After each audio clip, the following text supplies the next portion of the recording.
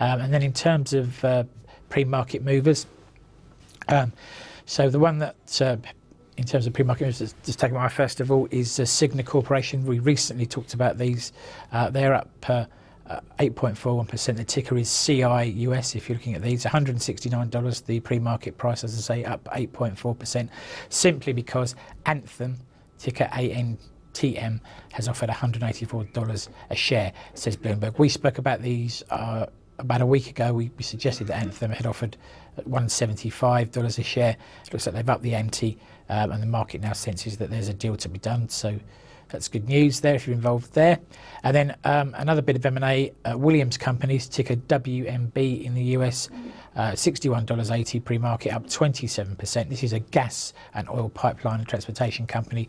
They've received an approach from a rival called Energy Transfer, worth about $48 billion, according to the speculation, that the offer, and that's against the Williams Company's market cap of around $36 billion as of Friday. So, simple math of 25% premium, So that's an interesting space to watch as well. And in terms of levels for the equity markets today, notionally higher, so 67.80 in FTSE and 68.46 are the two levels to watch there, to the downside and upside respectively. In the DAX, we've gone with 11.246 and 11.384, obviously well off the highs, but if it wants to push on again, it's got to take out 11.384.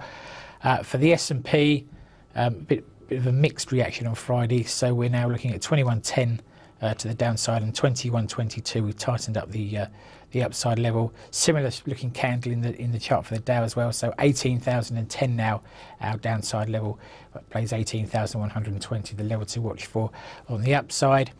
The euro has given a bit of ground against the dollar this morning. As you know, we talked about the relationship between the euro and equities. So a weaker euro is another factor perhaps for strong German equities, but 113.22 now is our level on the downside for the euro, 113.86 to the upside. Although you would have thought that if there really is going to be something positive with the Greek situation, the euro would have spiked up like the indices. In theory, yes. Like, and if it may well do so on some good news. But they want to see some concrete action in the FX market. They certainly do, yeah.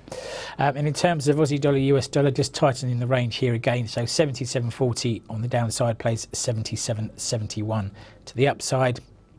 Similar story in dollar yen. We're now looking at 122.88 on the downside, plays 123.45. That seems to be settling back into a range, I feel, at the moment. And then cable, some round number psychology comes into play here. So 158.00 our downside level versus 158.75. Quite a quiet morning today, apart from Greece. I wonder if this afternoon will be any livelier.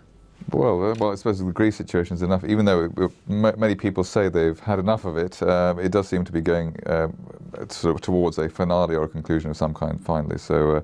That's it for the Wall Street Crossover Show. Thank you to Darren Sinden, market commentator at Admiral Markets, and we'll be back at the same time tomorrow.